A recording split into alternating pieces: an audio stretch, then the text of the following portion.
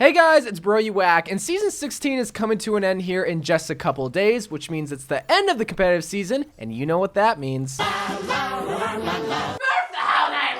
Smurfs are running around competitive as we speak, and that could be either really good for you or really bad, depending on if they're on the enemy side or on your team. So I just really remind you about the end of the competitive season to tell you that people are going to be playing on the Smurf accounts and possibly throwing your games, but to also remind you that it's now that time where we look at the competitive season and we review it. In this case, we're going to be looking back at Season 16, looking at the good, looking at the bad, but also looking at the future for Season 17 and what the possible meta could be due to what happened here in Season 16, which surprisingly, there was a huge shift in the meta that kind of went under a lot of people's radar. If you were just to look back, say, 3 competitive seasons ago, you can basically guess what the meta was at that time, which was GOATs. There was nothing better than that composition, 3 tanks and 3 supports, all because it was so powerful, and nothing really stopped it. But then when you look here in Season 16, while it's still a very popular composition, it's not really the case anymore. One, because there's a lot more answers, because players finally started to get a little bit more smarter and started to try to find some compositions that could either counter it or at least hang with it.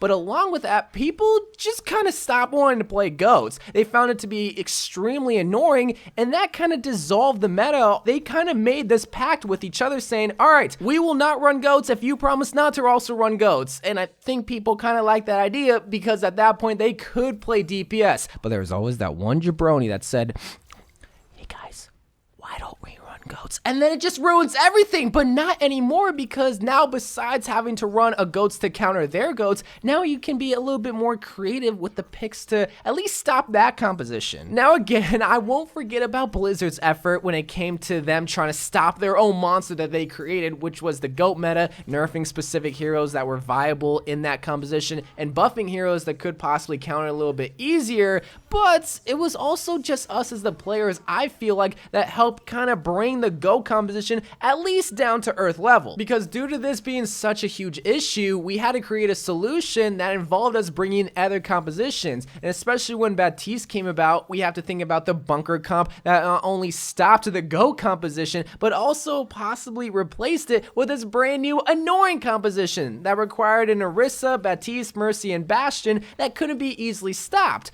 But then because of that, it created this GOAT composition that involves Sombra, where it wasn't considered GOATs, it was considered Sombra GOATs. Great name, guys. But because of this, it created this new composition that involved 3 snipers, a Hanzo, Widow, and an Ana. And because of this, it created a 4 DPS Hammond and single Mercy composition. So what I'm trying to say here is that we have this big powerhouse, this meta that we thought was impossible, now branching out with solutions of other compositions that require very unique heroes that at one point weren't meta. Now, while most of these heroes are definitely not that great when you consider them just by themselves, who would have thought that heroes like Bastion, heroes like Torbjorn, heroes like Hammond would be considered meta picks and viable picks here in Season 16, while we clearly have this meta, which is GOATs, be so powerful. And that's just really what I kind of liked about Season 16, is that it showed that you didn't have to play something that you really didn't want to. You just had to work around what people want to play. If someone wanted to play the Hammond, all right, work around that. If someone wanted to play the Torbjorn, all right, you better pick an Orisa so that you can guard that turret. If you want to run bunker, yeah, it's going to require a little bit of coordination, but that won't be so easily stopped. Sombra EMP, yeah, that's a great ultimate ability. So now all these heroes are starting to be considered due to the fact that they have something unique that they bring to the table. I mean, an excellent example of whose stock rose all because they help solve an issue, but then players just kind of realize the potential that she brings is Sombra. Sombra was brought on to help stop GOATs because it was this clumped up comp that could easily be stopped with an EMP.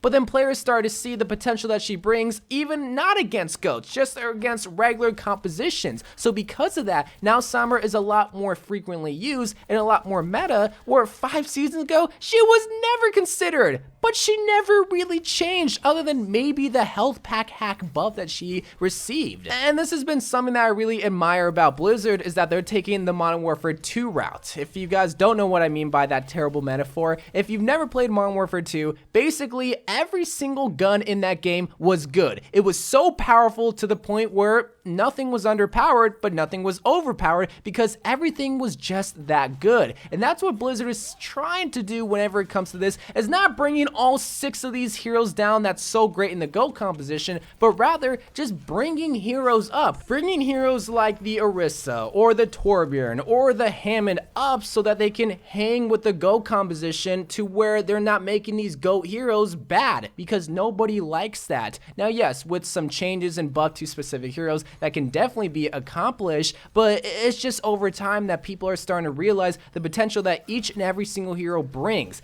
It's really just those heroes that struggle in the meta, all because they don't bring anything unique. I look at Symetra when it comes to that, and the only unique part that I really see when it comes to her is this teleporter that even players are starting to utilize more and more the more that they're starting to play with Symetra. They're realizing while she's not the best DPS hero, she's not supposed to be used as such. She's supposed to be a tactile hero that's supposed to flank around the enemy team when it comes to the first point on, say, Hanamura. So that's just what I really saw whenever it came to Season 16, is that opened the floodgate. And I literally mean floodgate for numerous amount of heroes to be considered, because basically, except for the 6 and 7 heroes in the GOAT composition, everyone was deconsidered. So everyone banded together and they tried to force their team to understand why the Mei will work, why the Torbjorn will work, why the Ana will work. And because of that, it allowed for not only some compositions, but also some single heroes to thrive, like what we saw with Sombra. And that's just really my final thoughts when it comes to Season 16, is that I really liked it, all because it opened people's eyes about some specific heroes' potential. Now we don't have to play just these 6 and 7 heroes if we don't want to.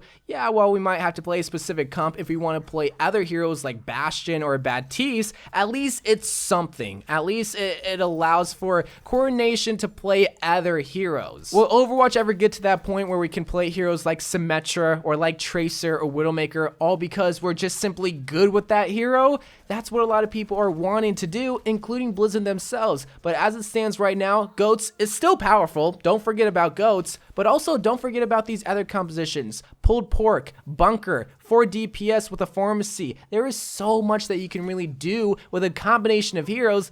But just remember that it's a combination of heroes. It's not just really a single hero. So anyway, guys, that's my thoughts about Season 16. Let me know what you think about it, if you think it was an awful season, or if you thought it was a revolutionary season for the competitive seasons following after. So I love you guys. Thank you guys for watching. More Overwatch videos to come, and bye.